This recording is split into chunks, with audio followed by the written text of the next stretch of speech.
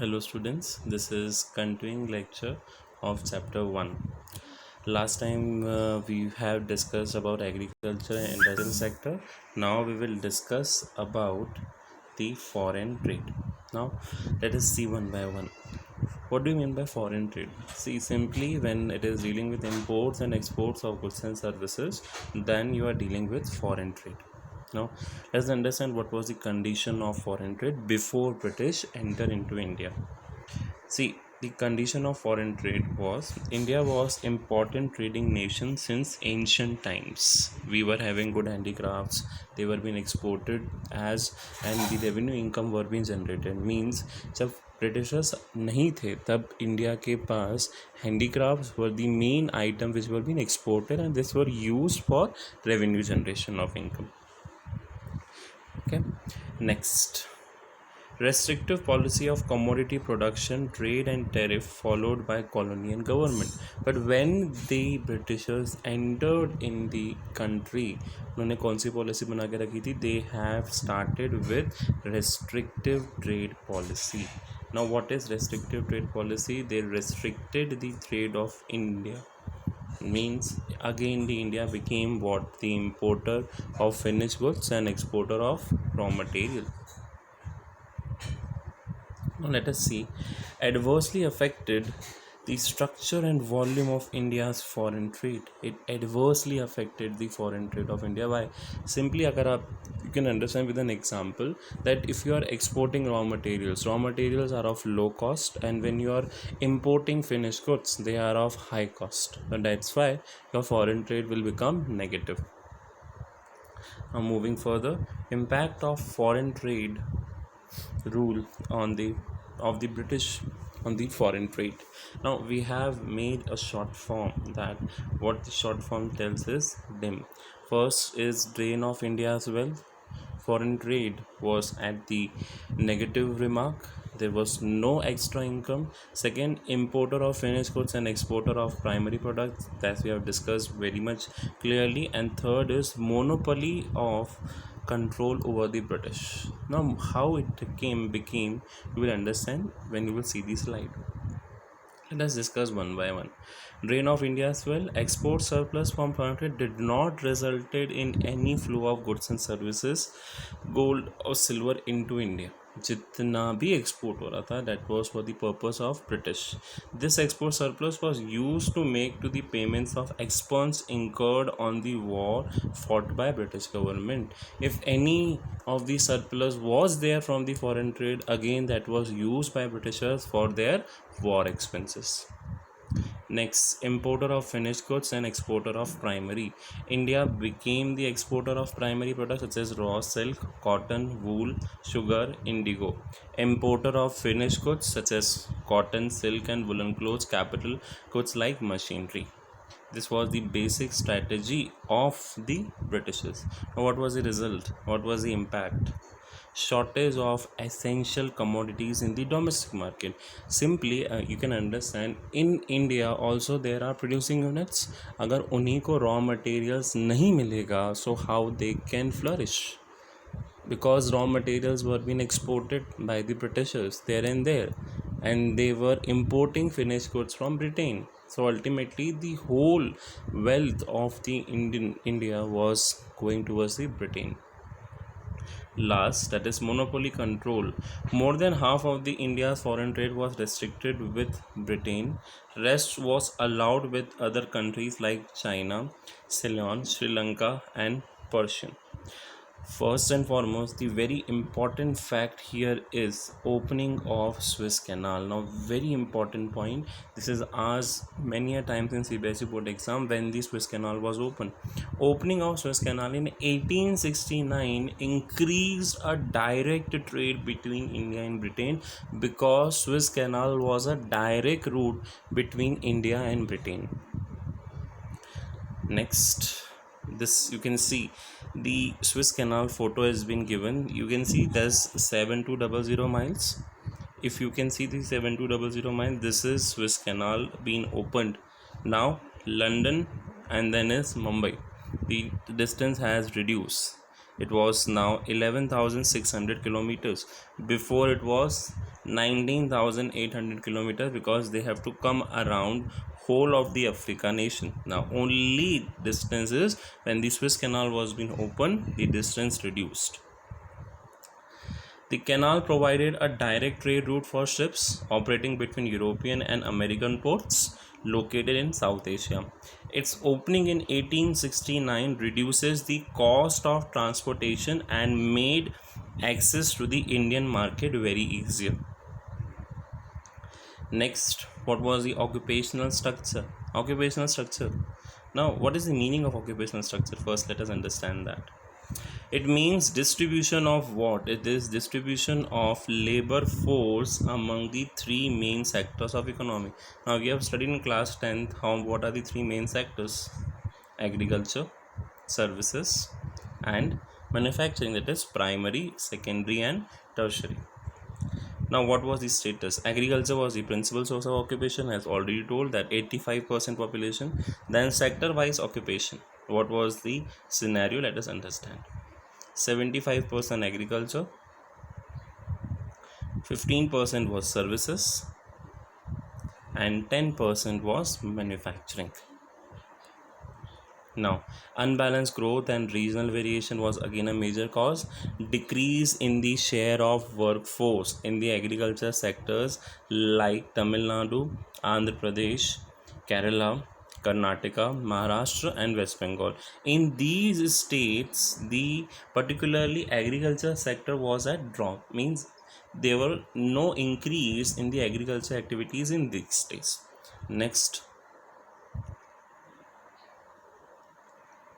what was the scenario? Increase in the share of workforce in agriculture in Orissa, Rajasthan, and Punjab. So this is a regional variation. In some region agriculture is being a main source, and in some region agriculture is not being considered as the main source. This is also known as regional variation. Okay. Then moving for the demographic profile. Now what is demographic profile? Let us understand. Study of various aspects of population like death rate, birth rate, etc. is what particularly demographic profile. Here we will study birth rate, death rate, sex ratio, and many more things. Let us understand one by one. This is the only sample file for detailed.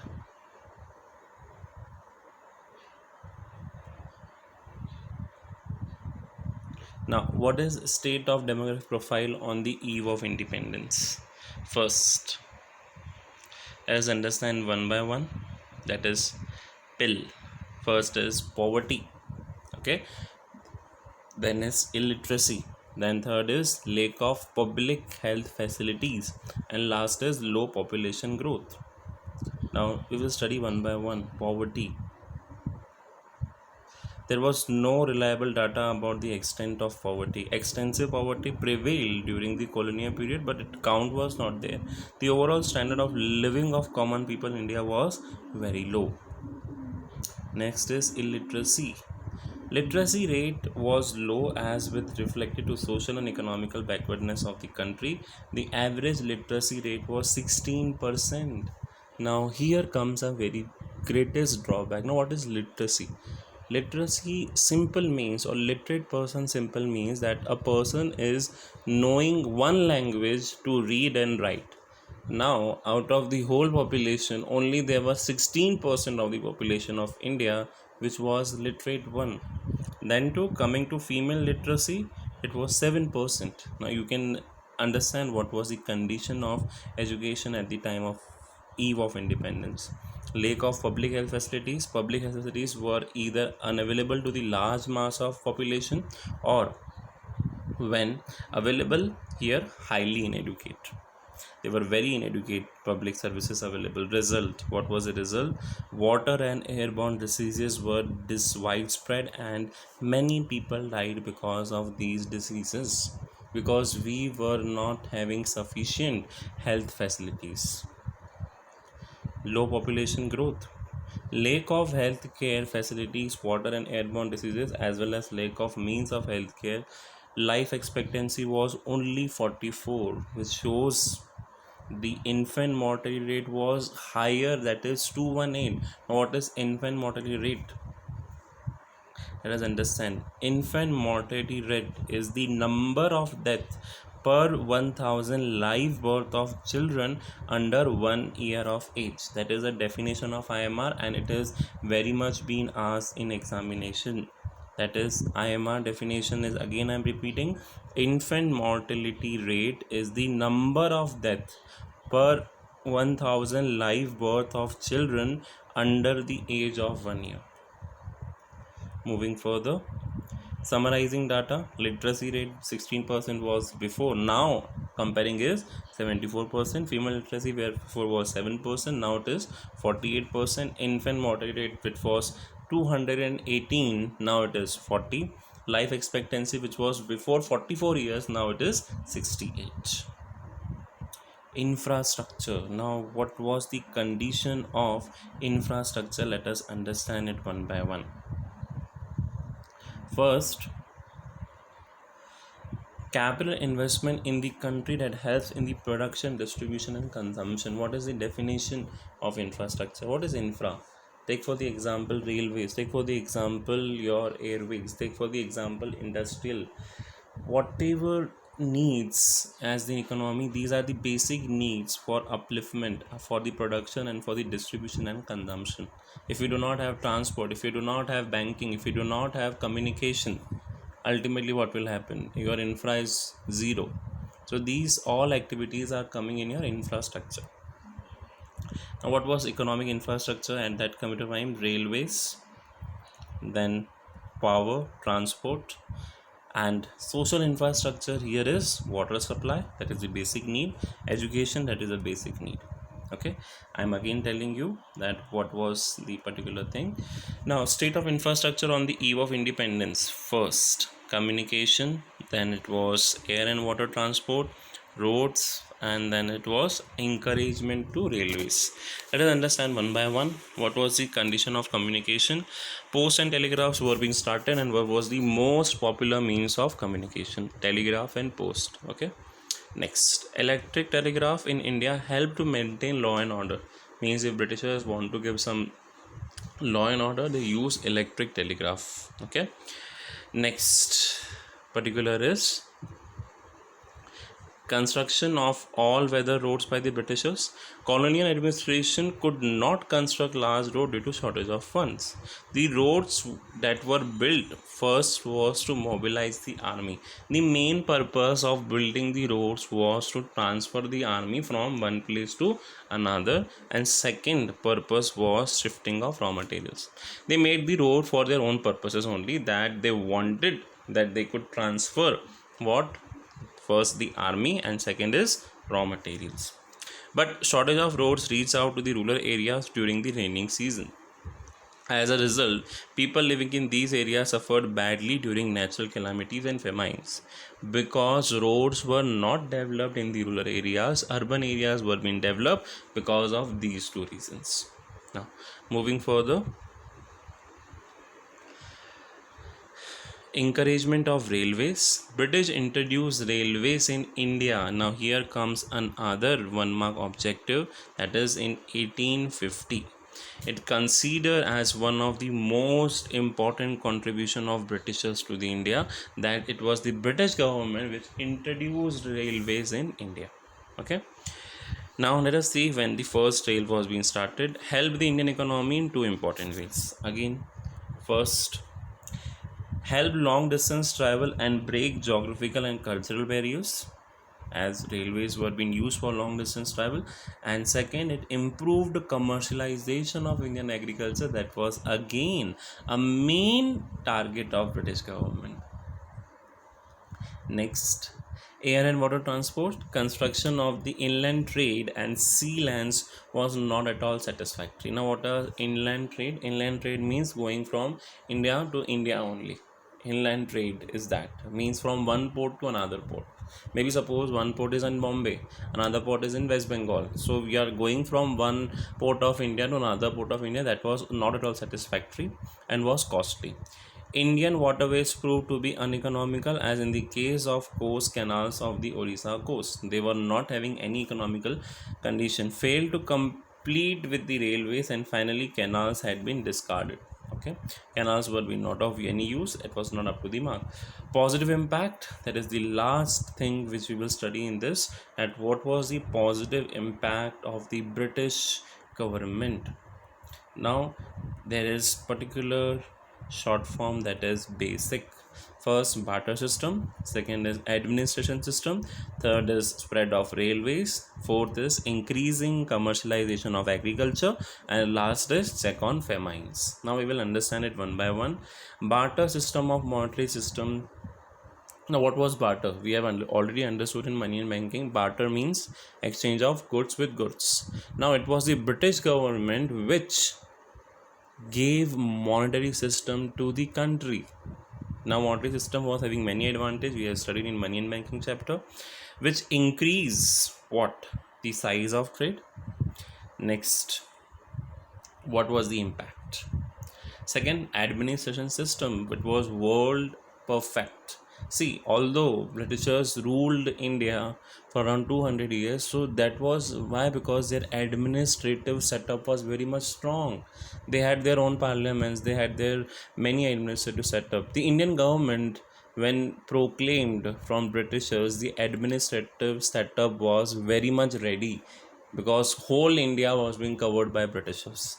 Indian economy got a system of efficient administration from Britishers, who bring all independent states into a common frame. That was the main, that was done by Britishers, and whole administrative setup was being done by Britishers. That was very much helpful when particular freedom fighters conquered again Britishers. So administrative setup which was being set up by the Britishers, it was not being changed at all.